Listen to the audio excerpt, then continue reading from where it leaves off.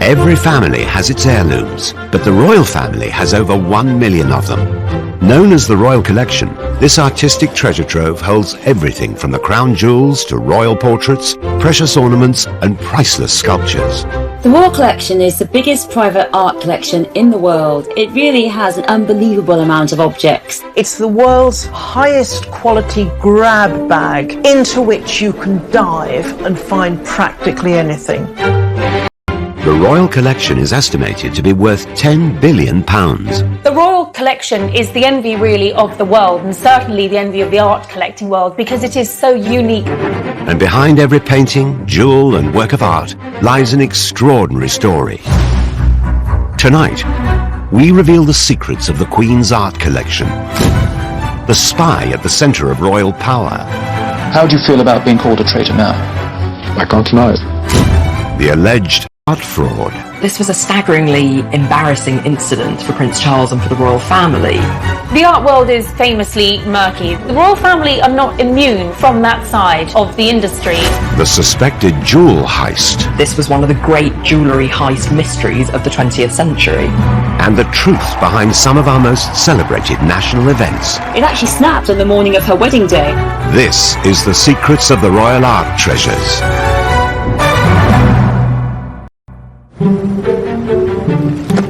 Behind palace doors, largely hidden from view, lies one of the royal family's most magnificent assets, the Royal Collection. We often quantify the Queen's huge wealth in terms of palaces, but we mustn't forget the Royal Collection. There's 1 million objects, it's valued at 10 billion. The Royal Art Collection holds a vast range of items that includes much more than just paintings. The Royal Collection is one of the largest and most important collections of art in the world. Drawings, paintings, sculptures that form part of this collection, and they are spread around 13 different residences, including Buckingham Palace and Holyrood House at Edinburgh. With some 7,000 paintings, a vast number are royal portraits, and one face appears time and time again. Our Queen, Elizabeth II. More than 100 artists have painted the Queen, of course. But very often, the occasion for a portrait, whether painted or photographic, has been some memorable occasion. Right through from the coronation, through to the Queen's 80th birthday, to the great jubilees. By sitting for a portrait, the Queen is making herself accessible to the public. So I think it is another way of the monarch. Elizabeth, your undoubted Queen. One of the most iconic of these images captures her on the day of her coronation in 1953. The photo was taken by renowned society photographer Cecil Beaton. It looks as though the Queen is sitting in the Lady Chapel at Westminster Abbey, but actually this portrait was staged in the throne room at Buckingham Palace using a photograph of Westminster Abbey as a backdrop. And that really underlines that element of theatre that is always part of royal portraiture and pageantry. It's this young, glamorous Queen in her full robes, but Cecil Beaton wrote about her purity of expression. When our Queen took the throne, the nation was recovering from the aftershocks of World War II. Rationing had only just ended, and the bitterness over the abdication crisis of 1936, when Elizabeth's uncle Edward VIII renounced the throne, was still very raw. I have found it impossible to carry the heavy burden of responsibility. The monarchy needed to project an image that spoke of a new start. Beaton really captures that sense of optimism for the future, I think. There's also a sense of her steadfast gaze out of the frame of the picture, looking towards the future. Cecil Beaton's iconic photo was a masterclass in royal PR. The monarchy's power and majesty is reinforced in every detail of the photo. Everything about the picture is symbolic. She's wearing the imperial state crown. In her left hand, she holds the orb, and in her right hand, the scepter with the cross. She's sitting so poised and alert right at the center of the picture. And the way the robes fall around her, they create this very stable pyramid in the picture, suggesting perhaps the stability for the country of the arrival of this new monarch. And special painting or photo of the Queen has been added to the royal collection at regular points throughout her reign. Each one is a chance to mark the progression of her time on the throne. In amongst the formal portraits have been some surprising works. In 2012, the Queen bought 4 Andy Warhol prints of her own image for the royal collection. Well, the image of the Queen is probably one of the most powerful and instantly recognisable images in society. I mean, she is immediately familiar. Warhol's arrival at his London gallery is like a royal progress. Andy Warhol was a founding father of the pop art movement. He took images of the world's most famous faces and reproduced them over and over, as if they were more mass-produced commodities than worked century. Andy Warhol, he was the man who invented the saying, "We all have 15 minutes of fame." In the Queen's case, it's an awful lot more. And I think what he's trying to convey here is what happens when you repeat an image so many times, that the way the public engages with these famous figures is more with the trace of the person or the idea of what they represent rather than the real person underneath. Although it's not known how much the Queen paid for this item, other Andy Warhol prints of iconic celebrities have auctioned for over $80 million. While the Warhol portrait cemented the Queen's status as an icon, other portraits in the royal collection have been noticeably less glamorous. In 2000, she agreed to be painted by controversial artist Lucian Freud. Many people complained that it made her look lined, lumpy. It really isn't a flattering portrait. At the time of this portrait, Lucian Freud was the biggest name in British art. Pictures would sell for nearly £20 million, and by the time he died in 2011, he had accumulated the largest estate of any British artist, £96 million. Although the most successful artist in Britain, his portrait of the Queen met with controversy. I think it's fair to say that the portrait provoked mixed reactions when it was first unveiled. I think the Sun newspaper said that Lucian Freud should be sent to the Tower for painting this picture. The Queen's portraits in the royal collection are surprising insights into her personality. With works by both Lucian Freud and Andy Warhol, she's marking herself out as more modern than she's often sought to be. I think it's very interesting that she wished to connect herself with this absolutely avant-garde, cutting-edge artist, and being very wily and astute at realising that these artists have a lot of pulling power, and if she is represented by them, she shows herself to be a modern woman in touch with cultural and artistic values of the day. By using portraits to communicate with her public, the Queen was continuing a tradition that goes back to Henry VIII. But it was not until Charles I started collecting art on a mass scale in the 17th century that the foundations of the royal collection were laid. The royal collection, as we know it, really kicked off with Charles I. He was like a little boy in a sweet shop. He began the royal collection on a staggeringly high level. Just as our own Queen has done throughout the 20th century, Charles I filled the royal collection with portraits, the perfect painter for his royal propaganda campaign, Dutch master Van Dyck.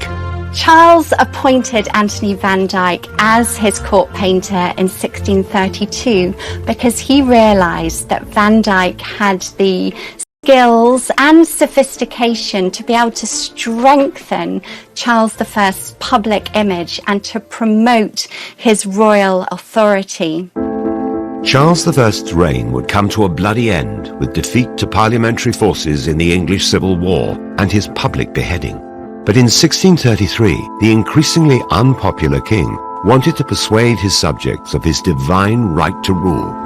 Realizing the power of his image, he commissioned Van Dyck to paint one of the most striking works in the history of royal portraiture.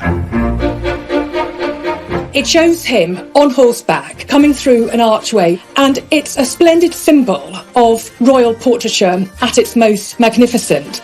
The king himself was actually a small man of 5'4". He looks like a giant on the back of his steed. The way he controls the horse almost is an emblem of his own ability to hold the reins of power, that he is the strong in the British nation, he has the nation in his control.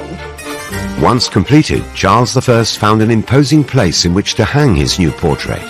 It was deliberately placed at the end of a gallery in St James's Palace, so that if we were a courtier or a visitor coming in, would be confronted with what looked like the king on horseback coming towards us.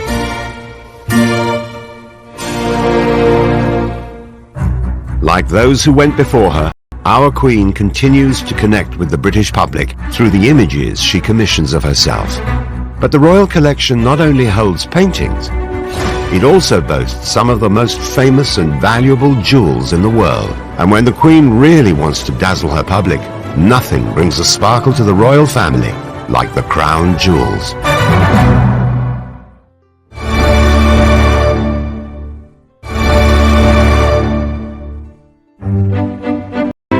The Queen's artistic treasures, known as the Royal Collection, form the largest private art collection in the world. Many of these some 1 million items are publicly displayed at Buckingham Palace and galleries around the country. Yet the collection's most iconic items are kept deep inside the Tower of London. It is here that the Queen's most cherished artifacts are guarded, the crown jewels. The crown jewels must surely be among the most dramatic, visible signs we have of our history.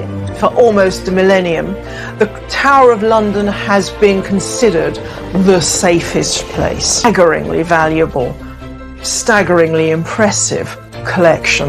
The crown jewels are the items used by the monarchy in sacred and historic ceremonies, most notably the coronation. The crown jewels really are the most powerful symbols of British monarchy. Often called the regalia, made up of entirely different objects. There's 143 of them, I believe. Crowns, sceptres, plates, spoons, trumpets, all of them are encrusted with these incredible stones. I mean, you never see such big diamonds and pearls and rubies. They almost look so big that you think they have to be fake, they're so huge. There are nearly 23,000 individual jewels embedded in the regalia of the crown jewels. Each one adds something different to the crown jewels, not only in terms of the value of the stones themselves, but the symbolism and the history and the culture of the jewels themselves. With some of the largest and most valuable stones in the world, debate rages over the value of these historic items. What is the value of the crown jewels? That is a very interesting concept. Do you value it on the commodity itself, or the addition of the cultural history? It's priceless. I mean, if you saw one of those jewels on the open market, you'd immediately know and you'd tell the Queen. But there's some estimation that they could be worth 5 billion. So that's an incredible sum. Every year, 2.5 million visitors see the crown jewels in one of the most heavily guarded locations in the capital, the Tower of London's Jewel House. The chances of stealing these are very slim indeed. There is a round-the-clock protection operation that includes 22 guards, 100 security cameras, bomb-proof glass, which means you simply cannot get through to get those jewels. Of all the regalia on display, it is the crowns that generate the most fascination. The crown jewels has 3 main crowns: St Edward's crown, the Imperial State crown, and the Queen Mother's crown. And the 2 that our Queen wears are St Edward's crown and the Imperial State crown. The last and grandest symbol of all is the crown of St Edward.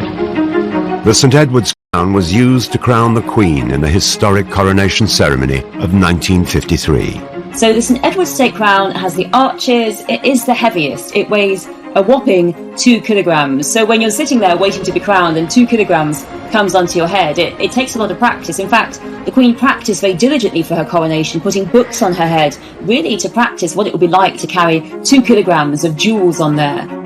Although St Edward's crown is the most symbolically important of the 3 in the royal collection, it doesn't hold the most valuable stones in the crown jewels.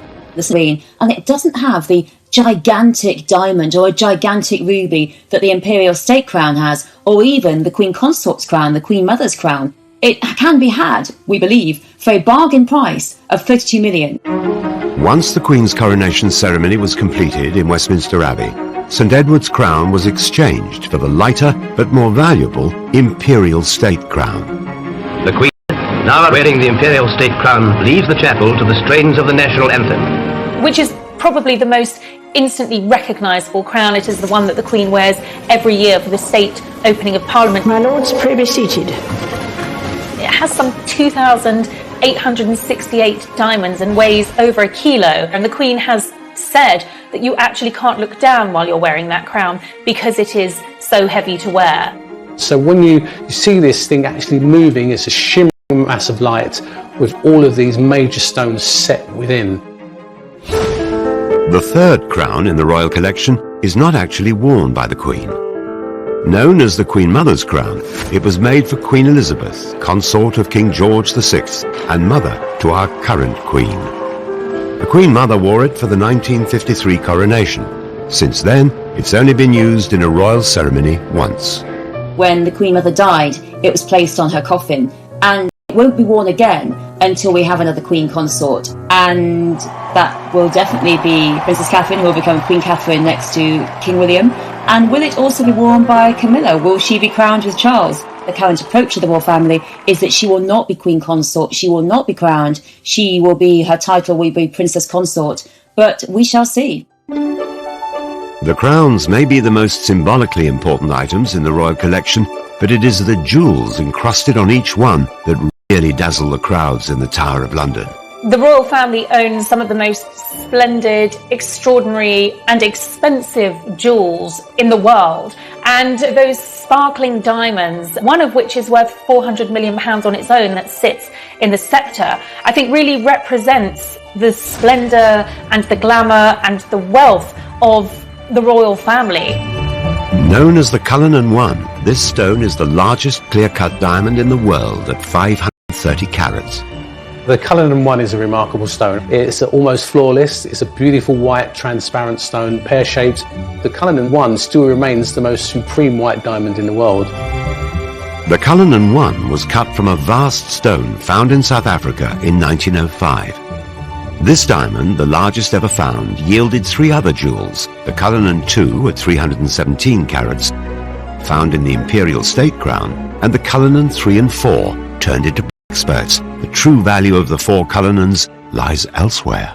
I think the real value lies in how they're tied with British history and how they have shaped our history and our culture. And so I think it'd be a very difficult thing to actually value. Although each jewel holds a unique story, many have controversial provenance. The Kohinoor diamond that sits in the Queen Mother's crown has a particularly checkered history. Although its origins are unknown, it was in possession of rulers based in South and West Asia before coming into Queen Victoria's possession in 1849, when the British East India Company defeated the Sikh Empire in Punjab. It's very strongly felt that it was not bought and not obtained fairly. It was obtained under the force and oppression of empire, and therefore the governments of India, Afghanistan, Pakistan and Iran have claimed it and said it is theirs. And so far the British government have refused to give it back and said it belongs here. Unlike the Kohinoor, the discovery of the Cullinan is very well documented. It was found at the Premier Mine, owned by South African mining magnate Thomas Cullinan. This was probably the greatest historical find of any gemstone in the whole world. A worker was looking at the surface dumps and found glinting in the wall this huge crystal. Took this out of a pocket knife, took it up to the mine office and weighed it and studied it, and they had in their hands the largest diamond ever found at 3,106 carats. Absolutely incredible. Preparations were made for the stone to be transported to Britain, where Thomas Cullinan's agents would put it on sale. And then once it was going to be shipped by boats to England, a replica was made, and the actual real stone itself went via just normal posts in the post, and the actual replica went in a special armed guard as a decoy stone. The stone went on sale, but due to its high price tag, remained unsold after 2 years. It was eventually purchased by a South African politician and gifted to King Edward VII in 1907 as a symbol of unity after the Boer War.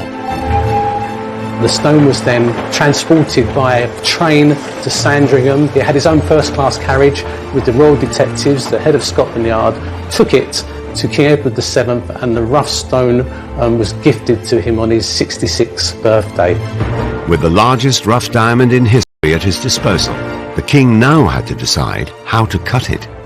Diamonds are very strong, and so they had to find a person who would, be very careful and not damage the stone in any way. And so the great company, the celebrated company Ashers of Amsterdam, were appointed to cut this stone. And so they came to London, they studied the stone for a week to find out how to cut this thing. And remember, this stone is fist size, it's as big as my fist. A chisel in the top, smacked it with the hammer to break it, and the chisel broke. After another attempt, the stone was cleaved into 4 separate diamonds. The 4 Cullinan jewels are now the showpieces in the crown jewels. But beyond the items in the Tower of London, the royal collection is rich in other priceless regalia that bestow splendour and authority on whoever wears them. As well as the jewels and the crowns in the royal collection, which bring incredible visual splendour to the royal family, coronets are also very, very important. They are essentially smaller crowns, and I think probably the most famous coronet is the one that was used for the Prince of Wales's investiture. The coronet for sovereignty. Prince Charles's coronet took centre stage in his 1969 investiture ceremony. It's incredibly unusual. It's got an orb at the centre of the piece with quite futuristic spikes around it, so it's immediately recognisable. The royal collection provides the star items for any coronation or investiture. Yet weddings too are given a dash of glamour with treasures from the Queen's personal jewellery box. We're most used to seeing tiaras at royal weddings, but we also see them at state receptions as well. And they are usually gifted within the royal family and handed down from one woman to another. So there is that historical link. The tiaras are what we all have in our head when we think of a princess fantasy, Disney style. On her wedding in 1947, the Queen wore the Queen Mary fringe tiara, given to her by her mother. There's actually a great story behind it, in that it snapped. It actually snapped on the morning of her wedding day, and a palace aide had to rush it to the jeweller to mend it and then rush it back. And if you look very closely, you can actually see the break there when it snapped, because these are very delicate items. More recently, in 2018, Meghan Markle wowed the crowds at her wedding when she wore the Queen Mary diamond bandeau tiara. But it was reported later that the tiara generated controversy behind palace doors. Meghan had actually set her sights on another tiara from the royal collection, which wasn't deemed suitable because it allegedly had stones from Russia, which wouldn't have been suitable for a royal wedding. It has been speculated that Meghan's first choice was the Vladimir tiara, an item thought to have joined the royal collection after the Russian Revolution in 1917. Encrusted with emeralds, rather than the more common diamonds, it could have been an unusual choice for a wedding tiara. So she was strongly urged to go for her second choice, and she did look beautiful in it on her wedding day, but the story is that there were tears and tantrums behind the scenes because Meghan didn't get the tiara. To me, of royal glamour and historic symbolism. But the extraordinary riches held by our monarchy are not only used to dazzle the public, because when Great Britain really wants to impress a visiting dignitary, there is nothing more thrilling than the treasures of the royal collection.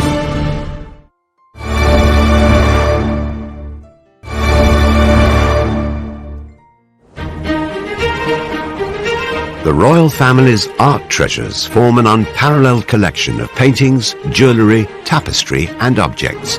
And these treasures serve a purpose when the Queen holds a state visit. The Queen normally hosts about 2 state visits every year. A president or a king or a queen comes from a different country, and a very central moment of this is when the Queen takes the head of state on a personal tour of the royal collections, and they will see the treasures, and they very often are shown various items that refer to their country. The director of the royal collection will draw up a list in conjunction with the librarian who is based at Windsor Castle, and they will then draw up a list, pass it on to the Queen, discuss with the Queen, because obviously you don't want a vast array of items, but enough to whet the appetite of the visitor, just to give them an idea of what the royal collection has and what it's all about. When the Obamas came to visit, they were shown a first edition of the book, Birds of America, which I think the value on the open market was something like £11 million. They were shown a first edition of Harriet Beecher Stowe's Uncle Tom Cabin. signed by the author, which, has particular relevance for the first black president. And the Queen, apparently, she herself is very up on the artifacts around the paintings at Windsor. She, after dinner, will often take visitors on a tour, telling them exactly what they're looking at. A state visitor is not only shown the treasures of the collection, but they'll also get wheat from one of its finest items. A state banquet is a glittering occasion, and a lot of that is due to the incredible dinner service. And this is George IV's dinner service. It's silver and gilt, and it's just gigantic. 4,000 items. Took 25 years to assemble. And when the full banqueting table is unleashed, it can seat 160 guests. It's not a dinner service as you might imagine. The items don't all match, but there are masses of them. There's candelabra to act as centerpieces on the table. There's the cutlery and the silver gilt plate. It takes 3 days to lay the table. Even its own set of butter molds, and is the legacy of George IV in the 19th century. George IV was a great spendthrift. He didn't care whose money it was as long as it wasn't his. The government were concerned that there was no heir, and they felt that he should get married and produce an heir. And he kind of blackmailed the government because he was in such debt. He said, "Okay, I'll get married, but you've got to pay my debts first."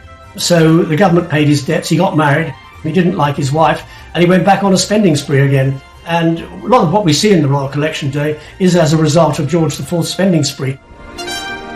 A state dinner takes 4 months to prepare and is ultimately overseen by the Queen. The state visit is very important to the United Kingdom because it's about relations, it's political relations, diplomatic relations, and hopefully trade relations. And the Queen really does put on a tremendous show. And because she puts on a tremendous show, because there she is, she's head of state of the UK, and she will go and inspect it a couple of hours before the dinner actually takes place. If something is out of place, she'll say it's out of place, and she has a very keen eye for perfection. And after dinner, the Queen has also been known to give her guests a guided tour of some of the old masters that hang in the palaces. The Queen knows more about every item than any tour guide. But I don't know if we really have the feeling that she has a huge personal interest in art, except perhaps as it shows horses. What sort of art does the Queen like? Well, I suppose first coming to mind are horses. Yes, she loves horses, she loves dogs, she likes people as well, not necessarily in that order. The Queen doesn't profess to be an art aficionado or an art historian. It's the old cliche, isn't it? She likes what she likes. Perhaps some of the greatest collectors of more recent times are Queen Victoria and her consort Prince Albert, who added their treasure to the royal collection. I think Victoria and Albert, part of their relationship was entwined through art. So I don't think you can put enough emphasis on the fact that almost art was the glue that forged their love between themselves. So they both loved drawing and etching. They both visited exhibitions together. They both sat for portraits and photographs. Queen Victoria and Prince Albert shared a great enthusiasm for art, and they would often exchange artistic gifts on occasions such as birthdays and Christmas. Prince Albert especially was very knowledgeable. We owe a lot to Prince Albert. One of Albert's big things was education. His legacy, in a sense, is what's been called Albertopolis, the complex of museums in South, began putting things together so that the British people had a chance to see more of what the British monarchy were viewing every day. Victoria's choice of art at times reveals the passionate relationship that the couple enjoyed, such as Florinda by German painter Franz Xaver Winterhalter. This is a painting that Queen Victoria bought for Prince Albert's birthday in 1852. And if you think of our slightly buttoned up, straight-laced idea of Queen Victoria, this picture looks rather surprising. Queen Victoria is the monarch who famously, when she visited the V&A Museum, they had to go around and put fig leaves on all of the sculptures. And what you're looking at here is a picture based on a story of the Princess Florinda, and she's gone out to bathe in a pool close to her castle in Toledo with her maidens, and all of them are in varying degrees of undress. Now, what Florinda doesn't know is that the young Rodrigo is spying on her from behind the bushes, and the story is that Rodrigo fell in love with her so passionately. He then seduced her, which made her father, the Count, so angry that he actually went out and encouraged the Arab invasion of Spain, and during the battle, Rodrigo was killed. What I find very interesting is that this painting was chosen to hang in Osborne House, the most intimate of the royal residences, over their working desks where Victoria and Albert would do their paperwork. And so it was an image that they would both be enjoying on a daily basis. And I think being such an essential image of semi-clad women says quite a lot that they chose that in their private working space.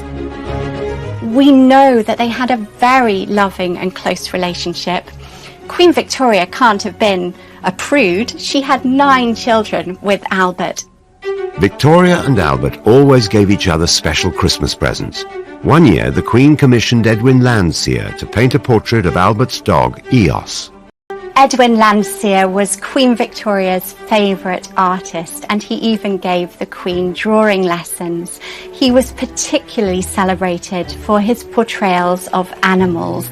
The painting of Albert's dog Eos is a quite distinctive element in the royal collection because it shows this beautiful dog that Albert loved to bits. In a way, it's almost a portrait of Albert because it shows the dog standing by certain items of clothing of the princes, his hat and cane.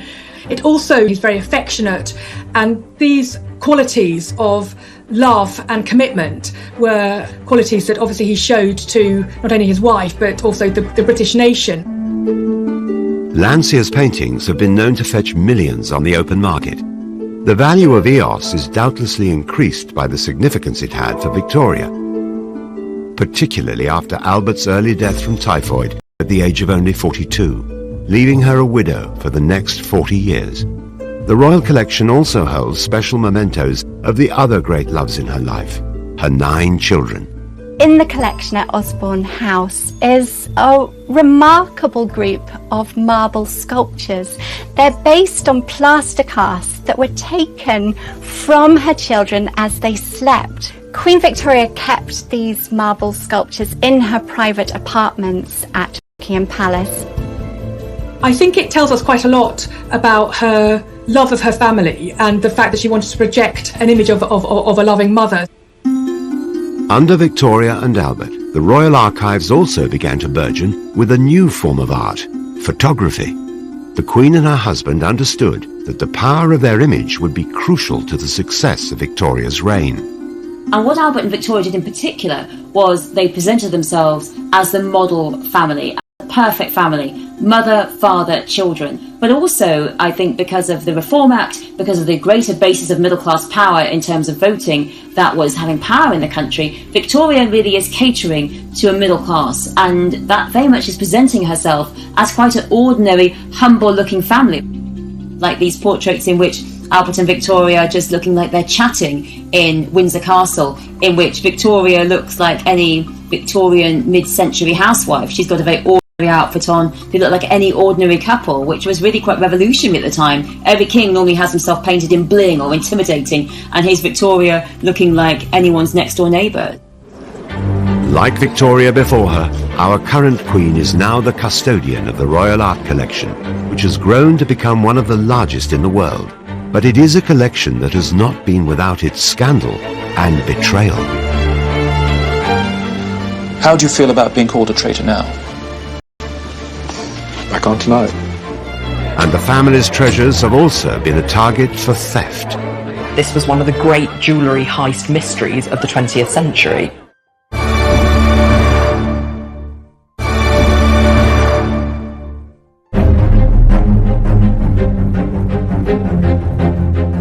The Royal Collection is one of the largest art collections in the world, made up of an estimated 1 million objects.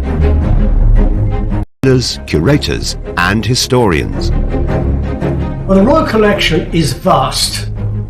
It is colossal. You can spend a week describing the Royal Collection. That is how vast it is. But the art world is notorious for scandal, and the Royal Collection is no exception. The art world is famously murky, and the royal family are not immune from that side of the industry. Most recently, Prince Charles came very close to having his fingers burnt when he agreed to take on 17 paintings from billionaire James Stunt, who was the ex-husband of Petra Ecclestone, and he had offered these paintings to the Prince of Wales. They ranged from Picasso's to Dali's, and the Prince of Wales loved them, thought they were fantastic, wrote to James Stunt thanking him for the very kind loan, and actually hung these paintings at Dumfries House. The paintings were estimated to be worth over £200 million, but their real value turned out to be rather less.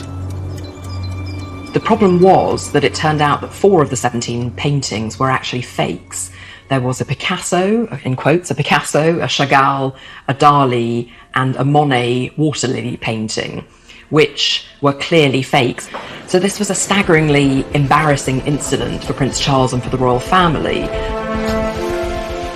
The story broke and was even more embarrassing when it was announced that a very famous art forger in America, a man called Tony Tetreault, who still makes copies of paintings today, admitted that he had made these pictures at his kitchen table in California. James Stunt has since denied any wrongdoing and told the media that all his art is genuine. The controversy led Prince Charles to immediately remove all the artwork from Dumfries House. It's not unusual at all for works to be loaned all over the world, often on long term for many, many years.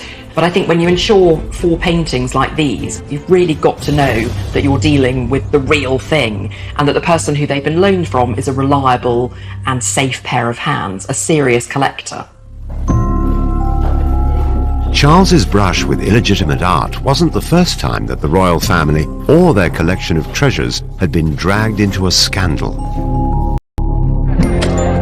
Over 80 years ago, Edward VIII was believed to have taken jewels from the royal collection as a gift for his lover, Wallis Simpson. She was a woman who loved jewels. She had wonderful taste in jewels. She had this amazing collection that was worth millions and millions. Absolutely incredible collection. I suppose Edward thought it was fine to give jewels to woo Wallis because she'd be the queen. But as it turned out, she wasn't the queen, and... 46. The controversial former monarch returned to the UK with his wife for the first time since his infamous abdication. But in mysterious circumstances, all of Wallis Simpson's jewellery, including the jewels from the royal collection, disappeared. They went out for the evening to the theatre, and Wallis Simpson was specifically asked beforehand would she like to pack away her jewels in a strong box, and she said no, it's fine, they're fine as they are. But lo and behold, when they came back that evening, they found that a small box of jewels had been stolen. But the mystery deepened immediately because there was a string of pearls belonging to Queen Alexandra that was found on a local golf course. And immediately there were conspiracy theories all over the place. It really all seemed a bit suspicious. Was it someone in the royal collections trying to steal the jewellery back? Or was it Edward himself trying to do some kind of insurance job? If you're going to steal all that kind of jewellery, you would expect it to be immediately broken down, sold off, not end up in a golf course somewhere. Despite an arrest for the theft being made in 1947, millions of pounds worth of Wallis Simpson's jewellery was never found. This was one of the great jewellery heist mysteries of the 20th century. But the biggest scandal to hit the royal collection wouldn't be fake art or a mysterious disappearance. It would turn out to be the man in charge of the entire collection. After the Second World War had ended, the Queen's father, King George VI, employed art historian Anthony Blunt as surveyor of pictures and in charge of the royal collection. Anthony Blunt does fit in to a long line of royal servants, but those who have been particularly associated with art. He was a great art lover, and he really was devoted to the art collection. After Elizabeth succeeded her father to the throne, Anthony Blunt continued in his role, curating and maintaining all of the Queen's art. And in 1956, he was rewarded with a knighthood. He was a very effective and very talented member of staff. What is historically the most interesting? Well, I suppose really the three heads of Charles I, which was executed for Charles I and was to be sent to Rome. Whilst the art Anthony Blunt collected was authentic, his own identity turned out to be illegitimate. What the general public didn't know is that Anthony Blunt had been one of the Cambridge spies during World War II. He was involved in very serious spying, and yet it simply wasn't known. In 19 Spy, alongside Donald MacLean, Guy Burgess and Kim Philby, together they were considered among the biggest traitors in British history. 3 of the spies had already defected to the Soviet Union after their cover was blown, but Blunt managed to keep his identity a secret, even from the British monarchy. The man never had any access to any official secrets or any documents, and all that he had access to was in the Royal Collection. But he was seen as a threat at the time of his exposure. In return for a full confession, Anthony Blunt was granted immunity by MI5, and his espionage was kept secret from the public. He continued to work for the Queen as her surveyor of pictures until his retirement 10 years later. Amazingly, after this discovery, of which the Queen was told about, Anthony Blunt was allowed to continue working at Buckingham Palace and continued his relationship with the Queen, all the while knowing, both him and her, that it had been discovered that he was in fact a spy. Many spies were executed after the war, but Blunt certainly got away with it.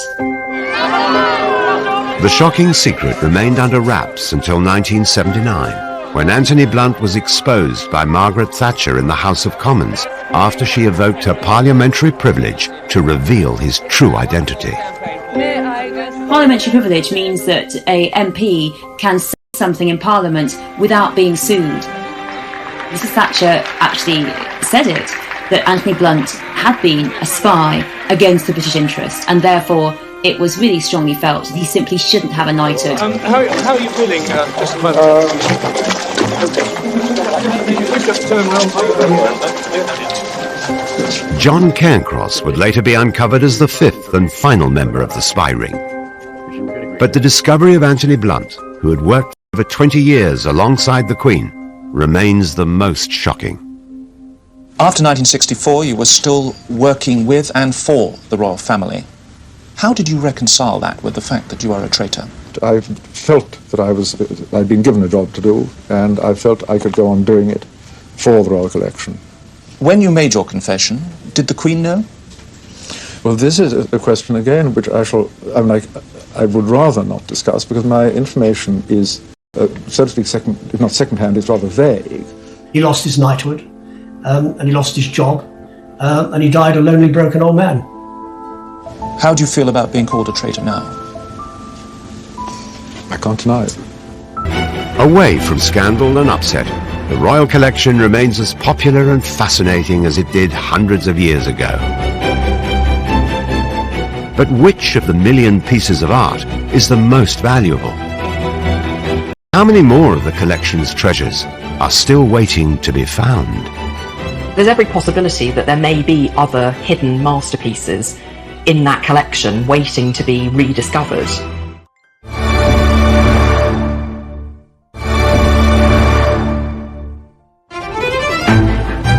Hidden within the royal palaces are some of the most valuable and unusual pieces of art ever to have been made.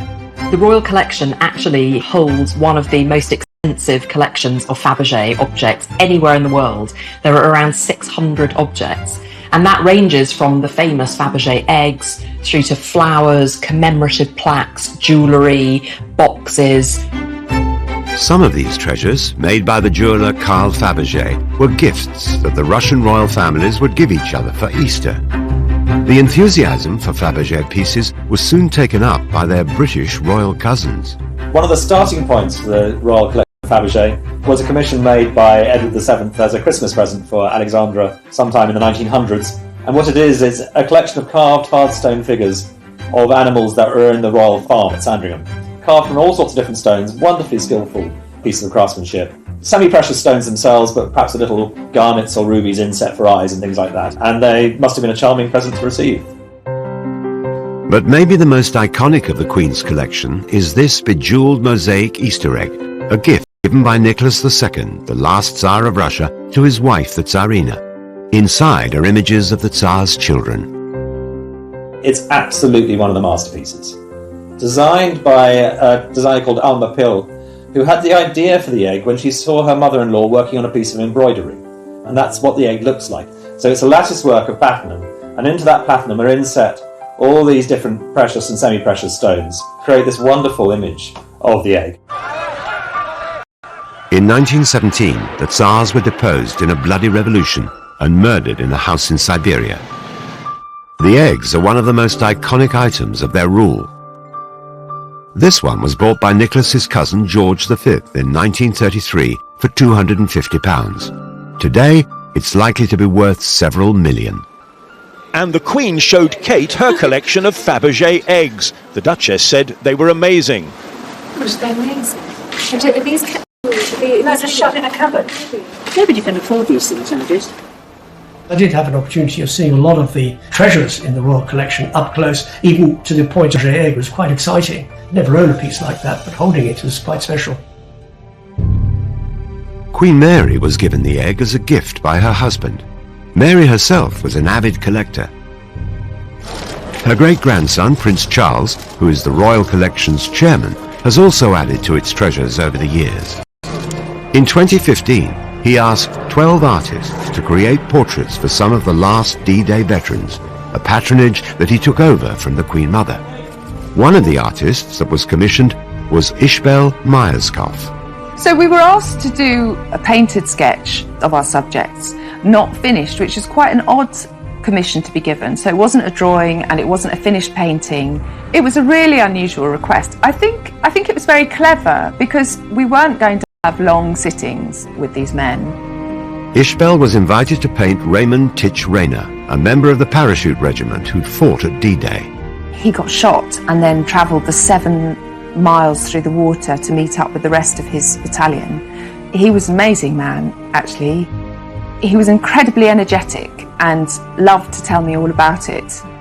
He never slumped. He kept telling me that this was a very important job and I had to do it very well because Prince Charles had asked me to do it. All the D-Day vets met at the Queen's Gallery to see their portraits unveiled for the first time.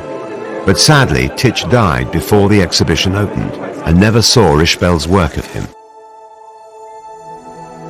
Prince Charles spoke to me. He really liked the painting, and so we talked a lot about that. And we talked a lot about Titch and how sad it was that he wasn't there and the amazing things that he did. Ishbel's work is now a part of the illustrious Royal Collection. It's very exciting to be part of the Royal Collection. I grew up with my father telling me about the Holbein drawings and all the fantastic things that were in the collection, and if he were alive he'd be very excited to think that I had work in it. And I think it's very important that new work is commissioned, especially work like this, which it commemorates how the ordinary man can do something extraordinary.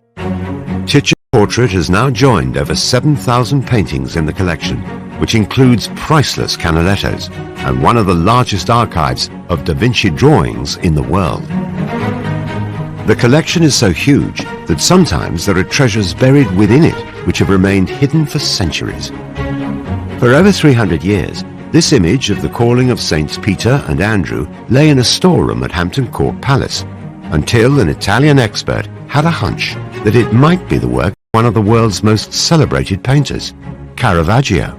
He was most famous for very dramatic theatrical effects of light, but also he was renowned because he used regular people who he met in the street in Rome for his sitters, and that was seen as completely irreligious and revolutionary. You know, here were saints and apostles and images of Jesus and the Madonna, but they were actually regular men and women just picked off the street with their rough, interesting, asymmetric faces. So that was seen as incredibly daring. The art conservation team decided to discover if the hunch was right. Could the Queen's picture be a lost Caravaggio? Conservators peeled off layers of dirt and dust. They corrected things that had been badly restored in the past. And in doing so, at the end of 2006, there was this amazing announcement. This actually is the real lost Caravaggio. And there are a number of ways that they could tell that this was the real painting, connected to Caravaggio's very specific technique. So, for example, he didn't do underdrawings on his paintings. Instead, he scored lines into the first layer of wet paint, usually using the handle of a brush. And then he painted directly on top of that. And they found that technique as they did the X-rays and they did the conservation work on this painting. This work is now one of the most treasured in the Queen's collection, with some estimates valuing the painting at £50 million. And I think it's extraordinary to think that such an unrecognised masterpiece could have been sitting in the royal collections. But of course the collection is vast. It has over 1 million objects, which includes, in the painting collection alone, over 7,000 paintings. So there's every possibility that there may be other hidden masterpieces in that collection waiting to be rediscovered. The Royal Art Collection continues to grow and is seen by millions of people each year. But how much of it was lost when tragedy struck in 1992? I had a phone call from a radio station in Berkshire saying, "Can you tell me about the fire?" And I was quite surprised. I said, "What fire?" I said, "Oh, there's a fire at Windsor Castle." The Queen was extremely upset. And who really owns the magnificent collection of masterpieces? The monarch or us? Kỷ niệm xưa mãi sống trong cuộc đời tôi, lần tim tôi thơ. Rồi ngày tháng trôi đi, bao nhiêu mong ước xa xưa chỉ còn là kỷ niệm, từng đêm tôi nhớ về cuộc đời đua trên bộn bề giàu lo, nhiều lúc ước mơ rằng được phép nhiệm màu đưa tôi về thuở xa xưa, bay cao cùng cánh diều ngồi chơi với đàn bạn, ôn những ngày thơ vui đôi ngày tháng để lòng tôi hân hoan dưới trời mây, ngày xưa dấu yêu còn đâu.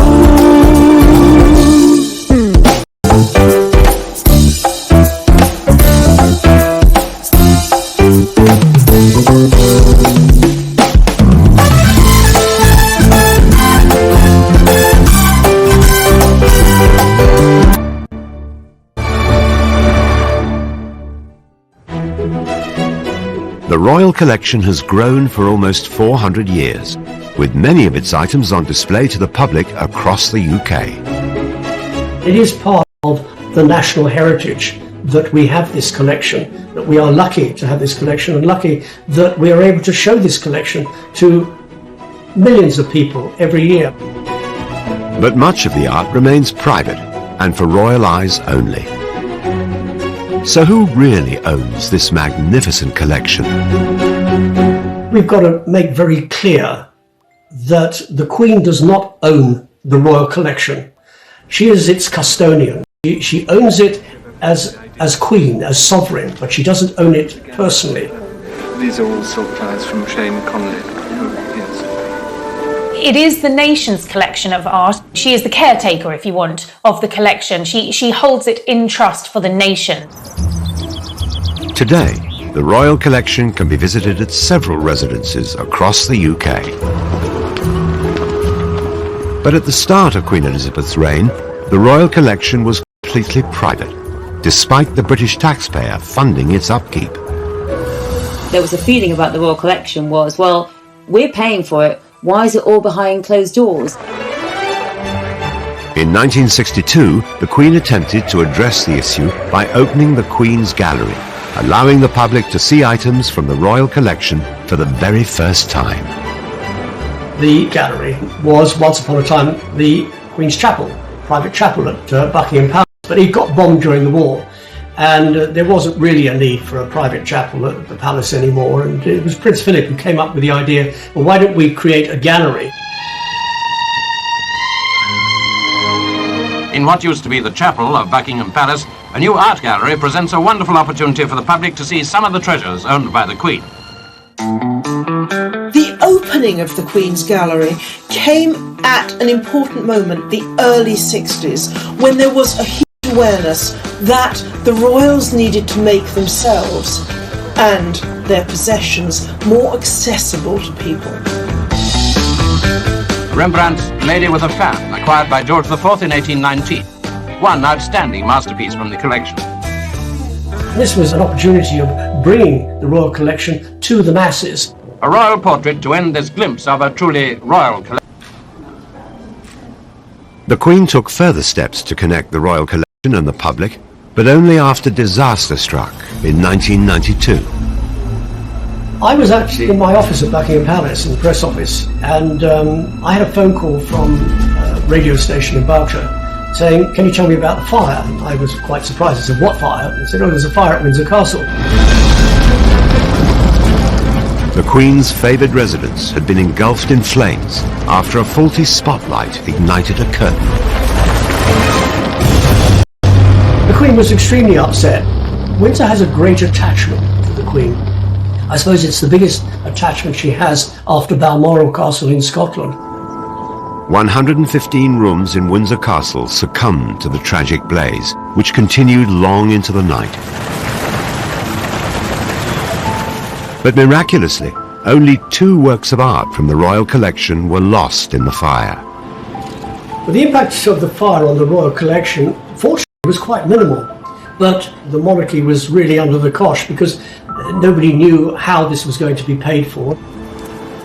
In order to fund Windsor Castle's £62 million restoration, the Queen decided to open up several state rooms within Buckingham Palace to the public.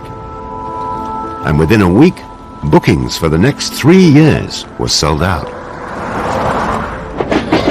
Changing the guard at Buckingham Palace, always popular with tourists, but from tomorrow nearly 500,000 people will have the chance to see inside. The Queen also established the Royal Collection Trust, a charity that would ensure the upkeep of all the royal art. For just 2 months and £8, 18 state rooms are on show. The trust would be funded by the cost of admission, as well as the odd bit of memorabilia. We also got a terrific range of merchandise. It's so good. Look at this tie. Now that is part of this year's merchandise.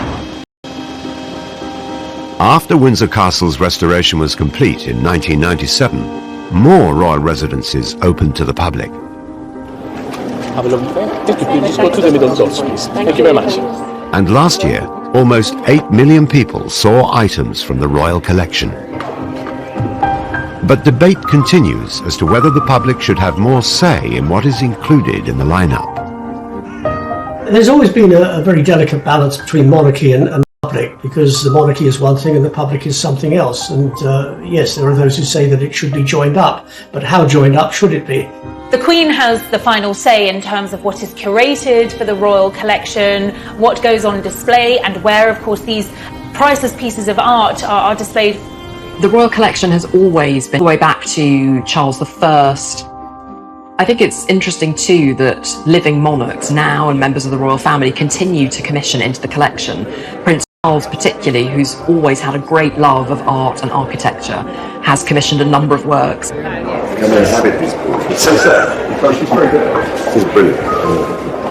I think that really reiterates the point that the royal collection is a living, breathing collection. It continues to grow and flourish today. But with an already slimmed-down monarchy and an eventual changing of the guard, what does the future hold for the royal collection? I'm not sure that any modern royals are collectors in quite the way that some of their predecessors have been. Prince William started out studying art history, but art history is one field. The future of art is another. It is too early, perhaps, to know how he'll feel able to add to the royal collection. Perhaps the Duchess's interest in photography gives some clue as to a way ahead. The Duchess of Cambridge, herself an art history graduate from St Andrews University, is an accomplished photographer. The first time that the world saw Princess Charlotte up close with her brother Prince George was when her mother released these photos. The shots, I think, by a photographer could be quite formal, and she wants to have much more sort of action shots, much more intimate shots, and really I think that's very much her way of giving out this vision of the family, vision of her family, which it is one of happy lives for the children, and they are living a comparatively ordinary life. At the end of the day, they're being photographed by their mother, and that really comes across in the pictures, which are very candid, very natural, and very beautiful. Could Kate's passions and values be key to the future of the Royal Art Collection? Kate has used her royal position to really put the spotlight on art and photography. She's the patron of the National Portrait Gallery, and quite recently she's launched an exhibition called Hold Still, and she has asked members of the public to submit photographs capturing their private lockdown moments. And in doing that, she's really using that spotlight that she's got to put it onto an issue that she cares about, something that she feels is important.